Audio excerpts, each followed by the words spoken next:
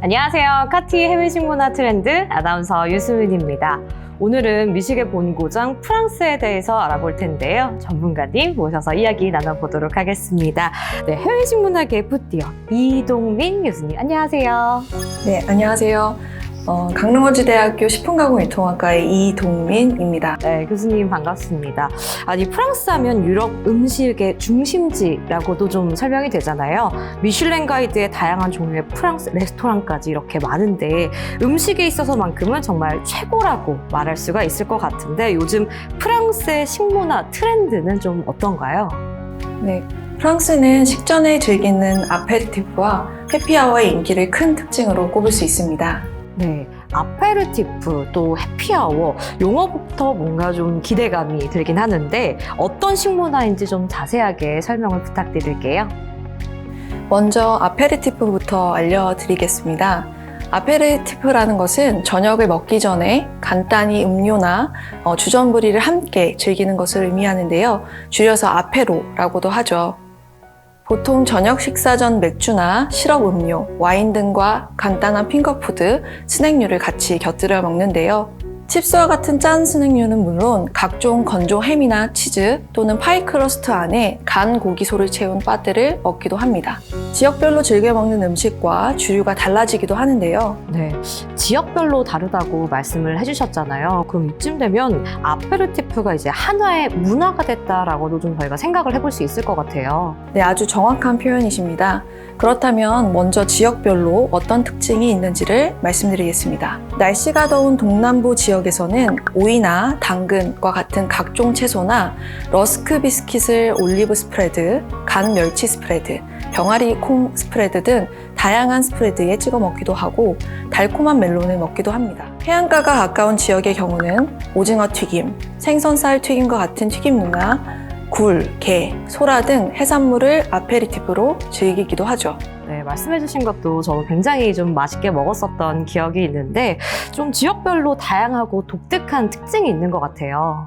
네, 프랑스에선 아페리티프가 하나의 문화가 되면서 관련한 소비 시장이 점점 커지고 있습니다. 시장조사기관 유로모니터에 따르면 팬데믹 락다운 기간에도 약 30%의 프랑스인들이 온라인상에서 모여 아페리티프에 시간을 가졌다고 합니다. 이에 따라 짠맛 스낵 매출이 늘고 있는데요. 2022년 기준 프랑스의 짠맛 스낵 시장 규모는 약 34억 유로로 전년 대비 7.4%가 증가한 것으로 나타났습니다. 네, 교수님이 말씀해주신 것처럼 시장까지 커진다고 하니까 그 영향력을 좀 숫자로 알 수 있었던 것 같은데요. 이 아페르티프와 함께 유행하고 있는 게 해피아워라고도 말씀을 해주셨잖아요. 해피아워는 정확히 어떤 건가요?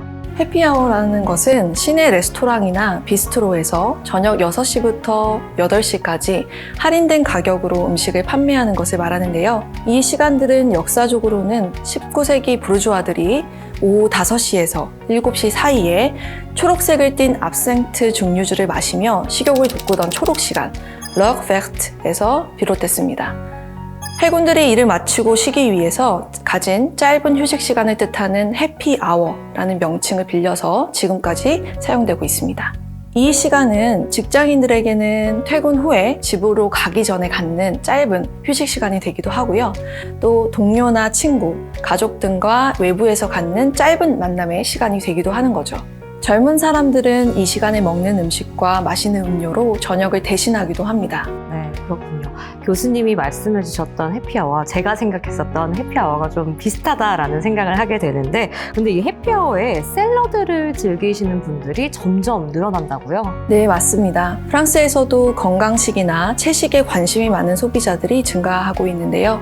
여러 대형마트 매장 체인에서 샐러드 바를 매장 내에서 운영하면서 소비자들이 각자 입맛에 맞는 재료를 선택해서 샐러드 볼을 구성할 수 있도록 하는 서비스를 제공하기도 합니다. 이렇듯 프랑스인이 한 끼 식사로도 샐러드를 선호하고 있다는 것을 짐작해 볼 수 있는데요. 샐러드용 채소에 토마토, 오이와 같은 채소를 넣고요. 각종 생햄이나 치즈, 연어, 닭가슴살을 토핑으로 올려 먹기도 하고 또 파스타를 삶아서 차가운 물에 씻어 맛살 수리미, 참치, 마요네즈와 함께 먹기도 하는 등 파스타면을 활용해 먹기도 합니다. 지역별로도 샐러드의 종류가 다양하고 특색이 있는데요. 오리고기 요리로 유명한 보르도와 같은 서남부 지역의 경우 각종 샐러드에 훈제 오리고기와 훈제 오리간, 푸아그라를 곁들인 샐러드를 즐겨 먹습니다. 지중해가 가까운 동남부 지역의 경우 지역에서 재배한 멜론과 생햄을 함께 먹거나 참치와 멸치와 찬밥, 삶은 계란, 올리브, 각종 채소 등과 함께 섞어 먹기도 합니다. 네, 정말 다양한 재료와 요리법으로 좀 샐러드를 즐기고 있는 걸 알 수 있었는데요. 말씀해주신 것처럼 아페르티프와 해피아워, 샐러드 바에 대해서 설명을 해주셨잖아요. 그 외에도 다른 식문화 좀 트렌드가 있을까요? 마지막 하나가 있는 건 또 어떻게 아셨을까요? 최근 프랑스에서는 야외 숯불 바베큐와 전기 혹은 가스 그릴 플란차를 활용하는 문화가 확산되고 있습니다.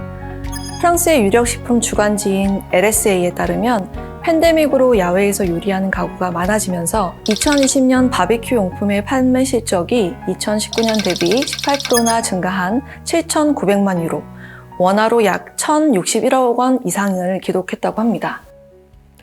네, 프랑스 식문화에 대해서 저희가 샅샅이 좀 살펴볼 수 있었던 것 같아요. 그렇다면 프랑스에 우리의 농식품을 수출하기 위해서는 어떤 전략들을 좀 펼쳐보면 좋을까요? 먼저 아페리티프와 해피아워에 마시는 다양한 음료들에 활용될 수 있는 농식품들이 있겠죠. 우리나라의 오미자 농축액, 매실청, 샤인머스켓 원액 등과 같이 과일을 기반으로 한 시럽 제품을 선보일 수 있을 듯합니다. 또한 안주거리로 육포나 김부각, 파래 전병 등 한국의 전통적인 과자들도 수출할 수 있죠. 너무 잘 어울릴 것 같다라는 생각을 저도 하게 되는데 프랑스인들 김부각 한번 맛을 보면 절대 헤어나올 수가 없을 것 같아요. 그렇죠. 그리고 샐러드와 바비큐의 공통적인 점은 다양한 소스가 활용된다는 점이잖아요. 이에 따라 샐러드 소스를 만드는 재료로 유자청, 매실청, 참기름 등을 활용할 수 있는 레시피를 제공하는 것도 아주 좋을 것 같습니다. 또 바비큐 고기와 해산물의 풍미를 더할 수 있는 한국의 쌈장, 고추장, 간장과 같은 장류와 이를 활용한 다양한 소스 제품을 앞세우고 새송이 버섯 등 그릴이 가능한 한국산 버섯류 등으로 프랑스 식문화와 연계한 마케팅 전략을 펼치면 현지 소비자들의 입맛을 사로잡을 수 있을 것입니다. 네, 우리의 버섯과 쌈장이 날개 돋친 듯 다 팔릴 수 있는 미래를 좀 기대를 해보도록 하겠습니다. 오늘 도움 말씀 주셔서 감사합니다.